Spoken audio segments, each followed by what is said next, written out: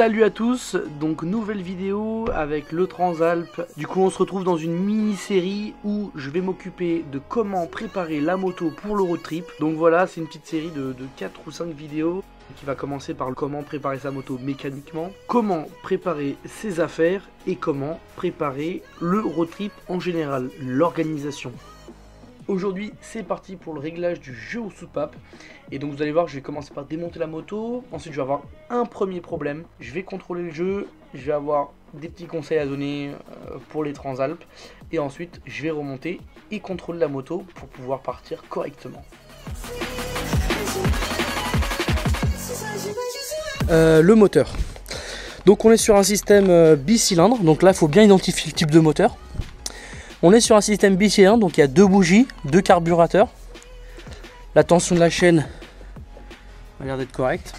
Donc déjà on va installer la moto sur cric chandelle pour pouvoir bosser correctement et se mettre dans des bonnes conditions. Et ensuite on fera le contrôle, les contrôles qui vont arriver.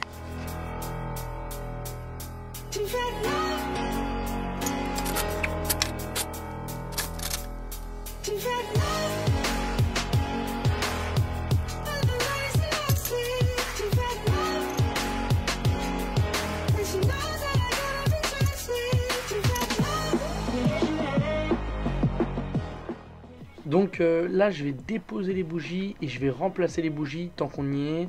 Donc je les ai commandées en plus, je les avais pas fait au dernier entretien, à la dernière vidange. Donc là je vais les remplacer, je vais faire un petit contrôle et ensuite elles repartiront pour environ 20 000 km. On voit qu'il y a un peu de gras au niveau du dessus. On peut voir que l'électrode à l'intérieur est légèrement chocolatée à un endroit et derrière elle est un peu blanche. L'écartement me paraît correct, là on peut le voir sur cette image. Et donc on remplace les 2 bougies. Donc lors de la dépose, j'ai remarqué qu'il y avait 2 autres bougies, donc il y a 4 bougies sur le Transalp. Et donc si quelqu'un a des informations concernant ces autres bougies là, il pourra les mettre en commentaire, ça m'aiderait beaucoup à comprendre.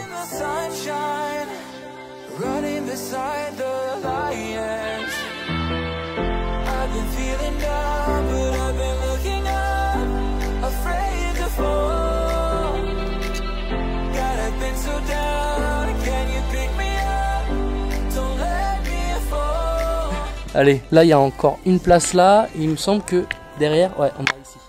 Donc il faudra peut-être déplacer le réservoir. Enfin, je veux dire le radiateur, pour être précis, le radiateur. Allez, c'est parti, je suis de l'autre côté. Première petite galère, on va dire. Là, il y a des durites. Bon, celle-là, elle est un petit peu sèche, je vais voir si j'en ai en stock.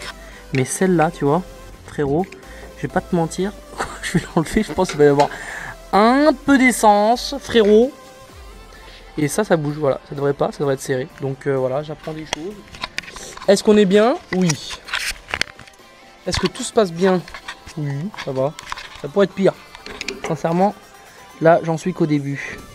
Donc moi, les durettes, j'enlève comme ça. Et là, on va le finir à la main. Ok. Oui, ok. D'accord, ok, c'est pas fou, ça en est quand même. N'hésitez pas à bien nettoyer parce que ça c'est le genre de truc là, si vous commencez à jouer avec les bougies comme moi, n'oubliez pas de bien débrancher la batterie et voilà. Bon, allez, ça on va dire que c'est fait, je vais pouvoir enlever mon réservoir. Ok, bon, on a pas mal avancé. Maintenant on va devoir enlever la boîte à air qui vient admissionner l'air. Là on peut voir pour ceux qui veulent plus d'infos, c'est par là que moi je fais passer mon petit faisceau d'allume-cigare, je le fais passer le long là et il n'y a jamais eu aucun problème. Donc voilà, je vous conseille de le passer par là pour ceux qui sont intéressés. J'ai pas mal avancé, j'ai enlevé le réservoir comme vous avez pu voir, j'ai démonté le radiateur, il faut juste le décaler un petit peu et voilà. Et là j'ai accès à cette partie là. Vous voulez rigoler? Voilà, je me trouve face à la mécanique. Ça c'est de la mécanique mon pote. Une vis foirée, hyper importante, essentielle à l'entretien de la moto. Mais complètement HS. Ça tourne, hein. Moi je suis là, frérot. Putain de merde. Non mais sérieusement. Bon, à vrai dire, je peux élargir le trou. Mais le mieux c'est qu'une fois qu'elle soit enlevée, voilà par exemple j'ai ça. Le mieux c'est qu'une fois qu'elle soit enlevée, qu'elle soit plus remise. Mais il y a un peu d'huile qui va là, donc je peux rien faire à part fermer ma gueule et la remettre.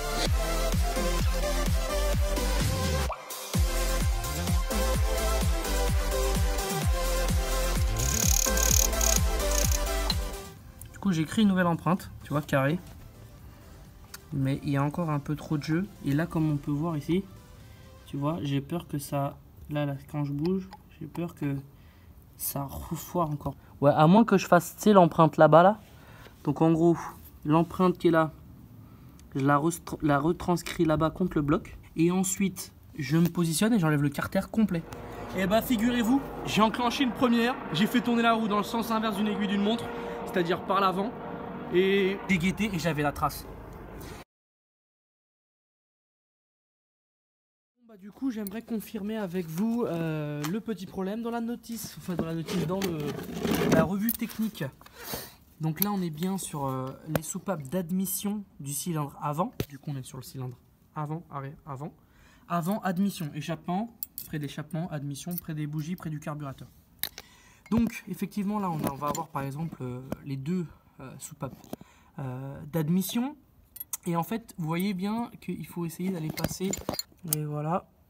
Du coup, on vient desserrer ainsi l'écrou pour pouvoir. C'est le contre-écrou. Hein, voilà. Hop. On donne un petit peu de jeu. Ensuite, on vient desserrer légèrement. Et on vient contrôler petit à petit, à chaque fois, le réglage. Il faut qu'on atteigne le 15. Voilà, là, ça passe pas non plus. Et je continue.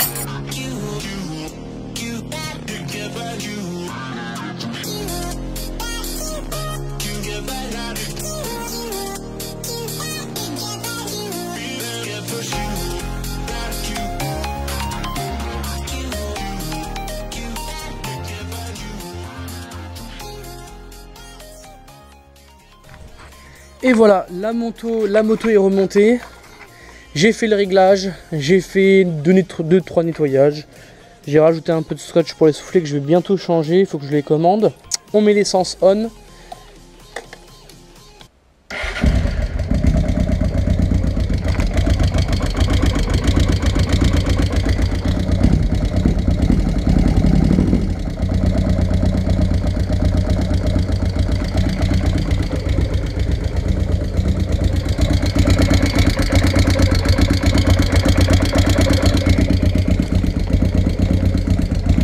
Ouais, donc là,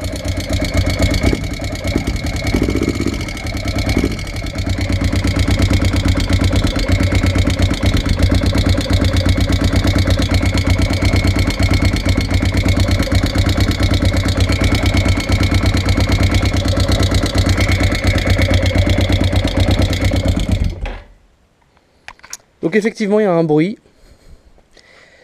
Et bah c'est parti pour redéposer. De peur que de mal, en fait, il y a un truc qu'il faut faire très gaffe, je viens de le remarquer.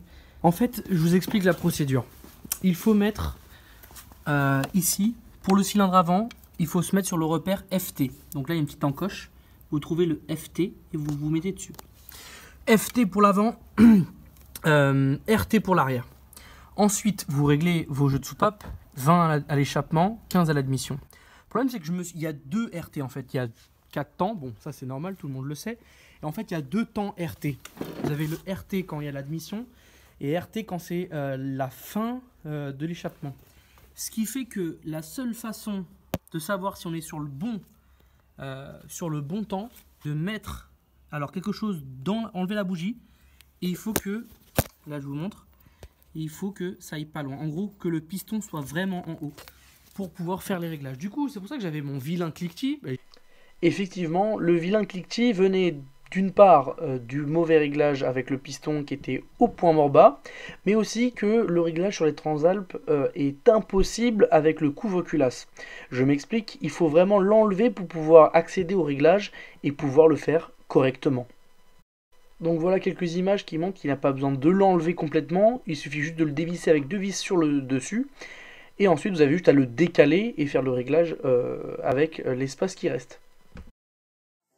Donc il faut savoir que ça m'a pris quasiment une après-midi complète, donc de 13h à 19h, afin de pouvoir régler correctement mon jeu de soupape et aussi en apprenant de mes erreurs, avec le démontage et le remontage de la moto. Donc voilà, j'espère que mes petits conseils vous auront bien servi, vous auront fait gagner du temps. À retenir, bien débrancher la batterie, bien nettoyer les zones où on travaille et donc travailler en sécurité avec le maximum de protection possible.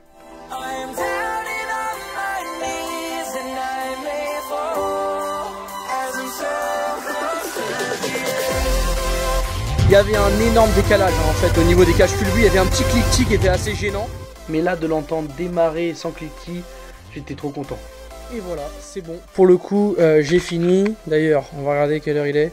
19h30. Non, ça c'est ma carte bleue. Donc 19h30, véhicule fini. Pas d'heure sup. Mais bon, au moins maintenant je suis sûr de bien être axe. Et voilà quoi, tout est bon, tout est fini. J'ai juste allé faire un petit essai, un petit graissage de chaîne et c'est parti pour encore un paquet de kilomètres. Et donc je vous remercie d'avoir regardé la vidéo et je vous dis à bientôt pour comment préparer son road trip.